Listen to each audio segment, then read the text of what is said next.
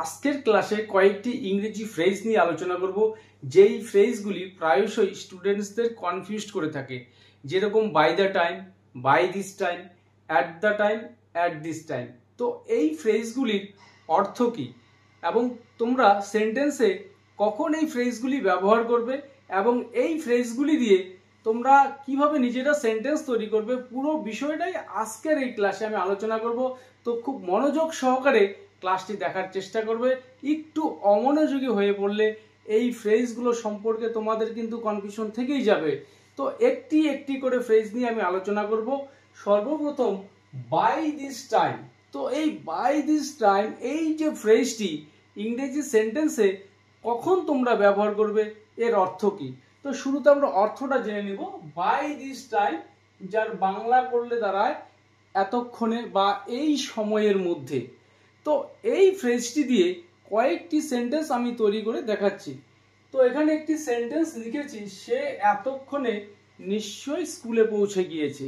মানে যেই সময়ে, যেই কারেন্ট সময়ে আমি দাঁড়িয়ে আছি, এই সময়ে দাঁড়িয়ে কথাটা বলছি যে এতক্ষণে নিশ্চয়ই সে স্কুলে পৌঁছে গিয়েছে।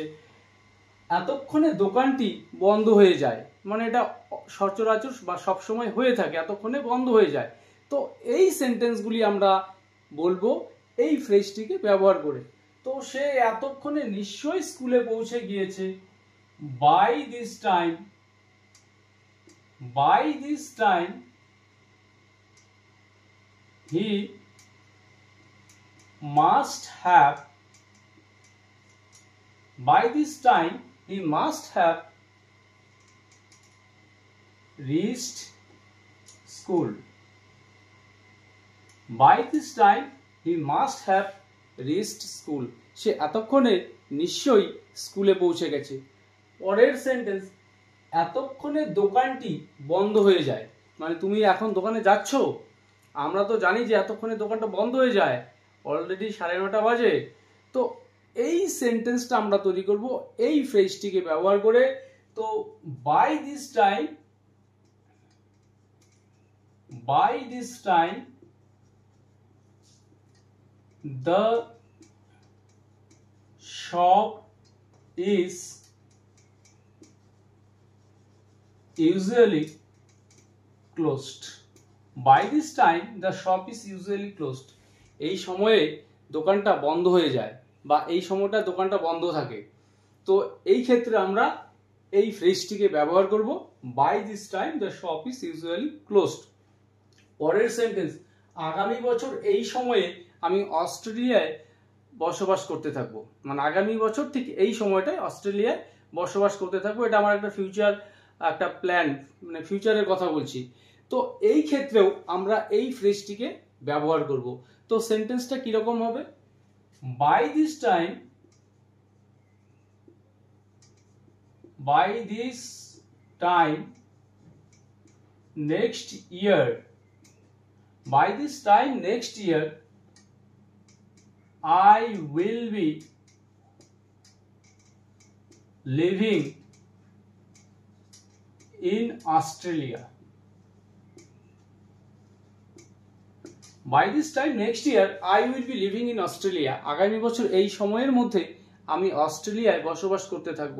তাহলে by this time এই যে ফ্রেজটি সেন্টেন্সে কখন কোন পরিস্থিতিতে ব্যবহার করতে হয়, আশা করি তোমাদের বোঝাতে পারলাম। তো এই ফ্রেজটিকে ব্যবহার করে সিমিলার সেন্টেন্স তোমরা তৈরি করার চেষ্টা করবে, তাহলে ফ্রেজগুলোর ব্যবহার তোমাদের দীর্ঘদিন মাথায় থাকবে। তো পরের ফ্রেজটি লক্ষ্য করো, বাই দ্য টাইম, যতক্ষণে। তো এই বাই দ্য টাইম এই ফ্রেজটি তোমরা কখন ব্যবহার করবে? তো কয়েকটি সেন্টেন্স লিখেছি। আমরা যতক্ষণে পৌঁছেছিলাম অনুষ্ঠানটি শুরু হয়ে গিয়েছিল। সে যতক্ষণে তার ভুল বুঝেছিল অনেক দেরি হয়ে গিয়েছিল। অর্থাৎ এখানে দুটি ইভেন্টের কথা যখন পাশাপাশি থাকবে কোনো একটা সময়ে, সেটা একই সময়ে দুটো ইভেন্ট ঘটে থাকতে পারে বা একটি ইভেন্টের আগে আরেকটা ইভেন্ট ঘটেছিল বা ঘটবে, এই রকম সিচুয়েশনে আমরা বাই দ্য টাইম এই ফ্রেজটিকে ব্যবহার করব। তো এক্সাম্পলগুলো দেখার চেষ্টা করবে, তাহলেই পুরোপুরি বুঝতে পারবে যে আমরা যতক্ষণে পৌঁছেছিলাম অনুষ্ঠানটি শুরু হয়ে গিয়েছিল। এখানে দুটি ইভেন্টের কথা আছে, একটা হচ্ছে আমরা পৌঁছেছিলাম আর অনুষ্ঠান শুরু হয়ে গিয়েছিল। তো আমরা যতক্ষণে পৌঁছেছিলাম অনুষ্ঠানটা শুরু হয়ে গিয়েছিল। এই সেন্টেন্সটাকে আমরা বলবো by the time we arrived. By the time we arrived, আমরা যতক্ষণে পৌঁছেছিলাম অনুষ্ঠানটি শুরু হয়ে গিয়েছিল। তো এখানে দুটি ইভেন্টই পাস্টের। তো এই যে অনুষ্ঠানটি শুরু হয়ে গিয়েছিল এটা আমাদের পৌঁছানোর আগেই। তো এই বাকি অংশটা আমরা পাস্ট পারফেক্ট টেন্সে গঠন করব। তো by the time we arrived the program had started. আমরা যতক্ষণে পৌঁছেছিলাম অনুষ্ঠানটি শুরু হয়ে গিয়েছিল।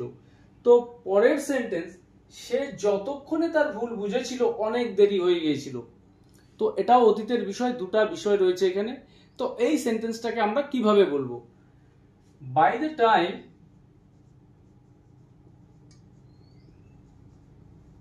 হি রিয়েলাইজড হিজ মিস্টেক। তো by the time he realised his mistake, সে যতক্ষণে তার ভুলটা বুঝেছিল অনেক দেরি হয়ে গিয়েছিল। তো ইট ওয়াজ টু লেট, অনেক দেরি হয়ে গিয়েছিল। তো পরের সেন্টেন্স, তারা যতক্ষণে আমাদের জানিয়েছিল ততক্ষণে চোরটি স্পট থেকে পালিয়ে গিয়েছিল, মানে তারা জানাতে দেরি করেছিল। তো এই সেন্টেন্সটা আমরা তৈরি করব এই ফ্রেজটিকে ব্যবহার করে। তারা যতক্ষণে জানিয়েছিল, by the time they informed us the thief. এখানেও সেম দুটি ঘটনা, তারা আমাদের জানিয়েছিল চোরটা পালিয়েছিল, তো পালানোর বিষয়টা আগে ঘটেছিল। তো by the time they informed us the thief had fled from the spot. By the time they informed us, the thief had fled from the spot. তারা যতক্ষণে আমাদের জানিয়েছিল চোরটি ঘটনাস্থল থেকে পালিয়েছিল। পরের সেন্টেন্স, যতক্ষণে বৃষ্টি থামবে মাঠ ভরে যাবে, মানে খেলার মতো পরিস্থিতি থাকবে না যতক্ষণে বৃষ্টি থামবে। তো এখানে একটা ফিউচারের কথা, এবং ফিউচারে দুটি ইভেন্টই ফিউচারে ঘটবে। তো যতক্ষণে বৃষ্টি থামবে মাঠ ভেসে যাবে। তো এই সেন্টেন্সটা আমরা তৈরি করব এই ফ্রেজটিকে ব্যবহার করে। তো বাই দ্য টাইম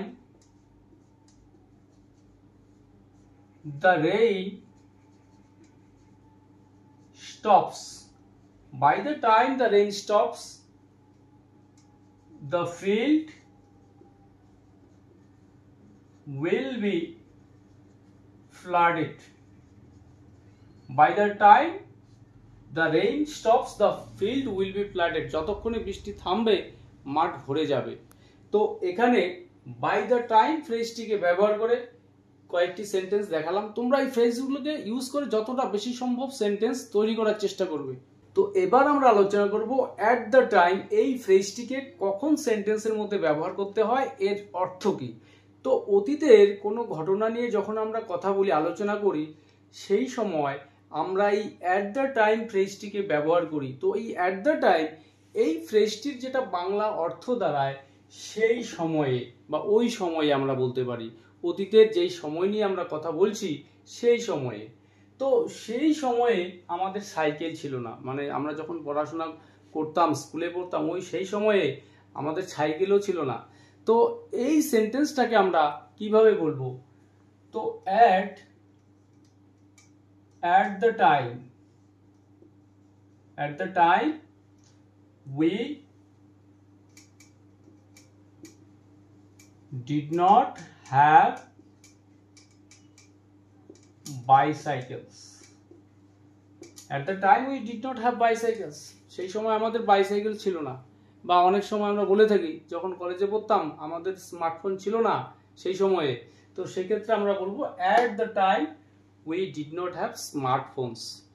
তো পরের সেন্টেন্স, সেই সময় মানুষ দলবদ্ধ হয়ে ঘুরতো, মানে অতীতের কোনো একটা সময়ে, মানে খুব অতীত, যখন এই হিংস্র পশুর আক্রমণের ভয় ছিল, মানুষ দলবদ্ধ হয়ে ঘুরতো আদিমকালে। তো এই সেন্টেন্সটাকে আমরা কিভাবে বলবো? তো অ্যাট দ্য টাইম, সেই সময়ে, people moved in groups. At the time people moved in groups, সেই সময় মানুষ দলবদ্ধ হয়ে ঘুরতো, মানে বন্যজন্তুর আক্রমণের ভয়ে। পরের সেন্টেন্স, সেই সময় কোম্পানি ছোট ছিল কিন্তু এখন অনেক বড়। মানে আজকে যেরকম দেখছো এরকমটা ছিল না, সেই সময় ছোট ছিল। তো এই সেন্টেন্সটাকে বলবো আমরা এই ফ্রেজটিকে ব্যবহার করে, at the time the company was small. At the time the company was small, but today it is huge. At the time the company was small, but today it is huge.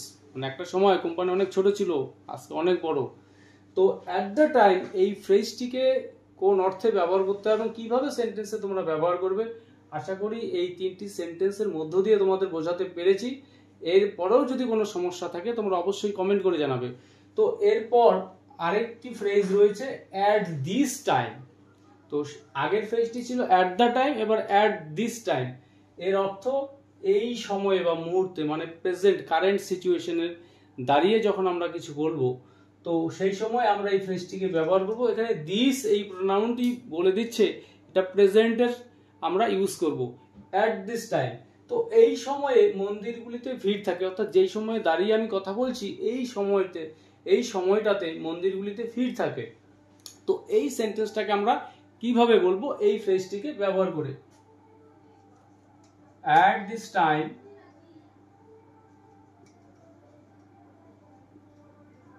the temples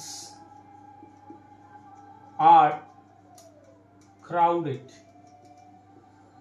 At this time the temples are crowded. এই সময়ে মন্দিরগুলোতে ভিড় থাকে। পরের sentence, এই সময়ে খারাপ আবহাওয়ার কারণে সব ট্রেন দেরিতে চলছে। তো আমরা অনেক সময় ইনকোয়ারি সেকশনে গিয়ে জিজ্ঞাসা করি স্টেশনে, তো বলে যে এই সময় সব ট্রেন লেট। তো এই সেন্টেন্সটাকে আমরা কিভাবে বলবো, at this time